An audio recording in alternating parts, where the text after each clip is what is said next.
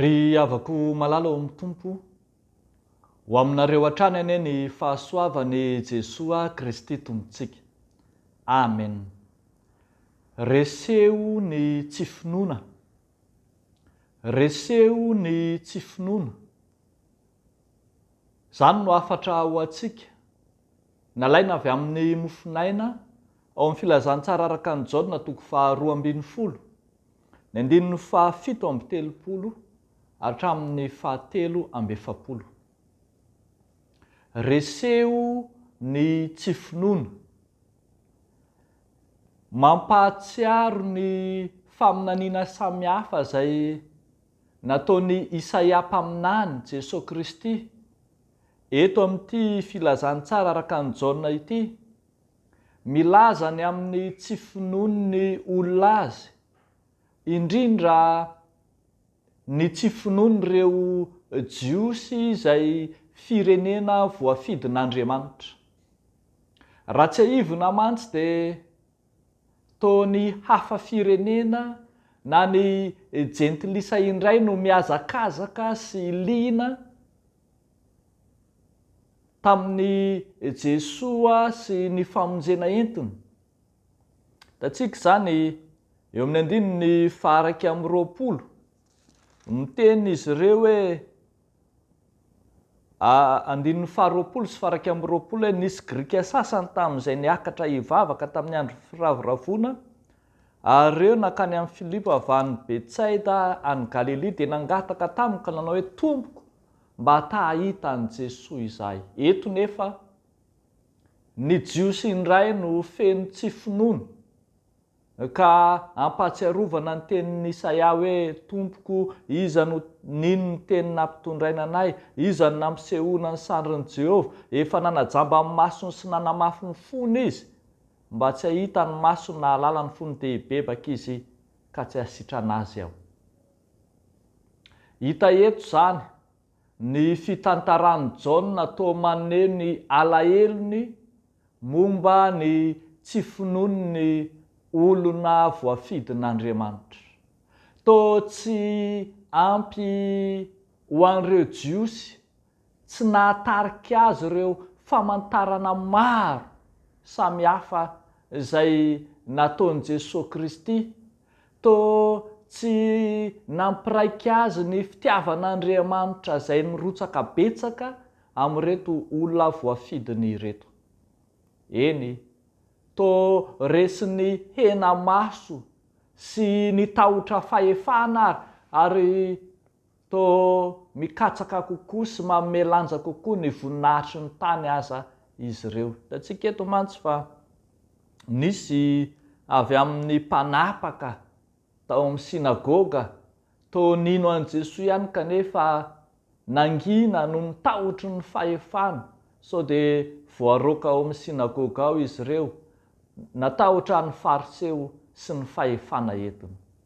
Revako malala ao amin'ny tompo, asongadiny izao tenin'Andriamanitra izao fa zava-dehibe mihoatra noho ireo tahotra sy hena maso sy izay fahajamban'ny maso samihafa ireo ny asa-pamonjena izay nataon'i Jesosy Kristy.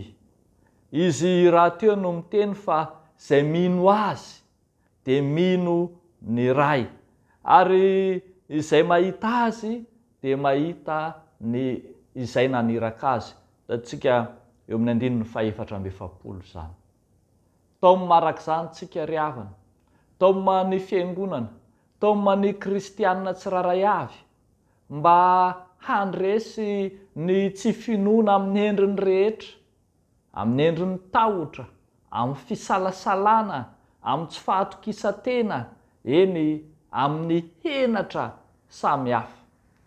Fotoana fanavaozana ny finoana kristianina izao ka hanala izay rehetra endrika tsy finoana ao anatintsika, izay rehetra nahatonga antsika tsy hiseho, tsy ampiseho fa kristianina isika. Raha mijery tokoa anie ry havako malala, nahoana ny tsipino no samy joro sy mirehare amin'ny maha tsy mino azy, nahoana raha mahita fikambanana iray isika to mijoro sy mirehare amin'ny mpikambana azy eo amin'izany fikambanana izany fa isika kristianina to miafiafy to menamenatra to tsy sa iseho ary mbola mampandiny tena sy mampametra-panontaniana hoe mbola manana finoana ihany ve.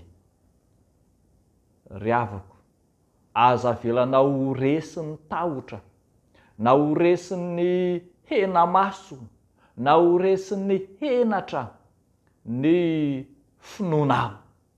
Aseho mazava zany ary tao isika mba haneho ny finoantsika amin'ny alalan'ilay fifanenana tamin'i Jesosy Kristy. Ny fifanenana tamin'i Jesosy Kristy ilay nanao zava-dehibe sy nampiseho ny fitiavany tamintsika no ahafahantsika mijoro amin'ny finoana marina. Ndreo tsika ho variana fotsiny amin'ny endrim-pivavahana ivelany ka tsy tody amin'ny finoana marina, tsy tonga any amin'ny finoana tena izy, fa mialokaloka ao ambanin'ny sarotsarom-pivavahana sy sarotsarom-pinoana fotsiny ihany. Ry havako malala ao amin'ny Tompo, avozy ny finoanao, avozy ndrao ho tonga mpandahan'Andriamanitra sy mpanome lamosina ny finoana tena izy, ny finoanao. Avozy ny finoanao ndrao tonga any amin'ny izay fanarahadrian-drano ka mivarina makany amin'ny fahaverezana. Avozy ny finoanao ndrao tsy miorina tsara ao amin'i Jesosy Kristy akory fa manjaka ny tahotra, manjaka ny henatra sy ny hena maso. Avozy ny finoanao ndrao ianao ilay efa nosokajiana mba ho jamba, mba ho mafy, mba tsy ho tonga amin'ny fibebahana ary sanatria tsy handray ny famonjen'Andriamanitra.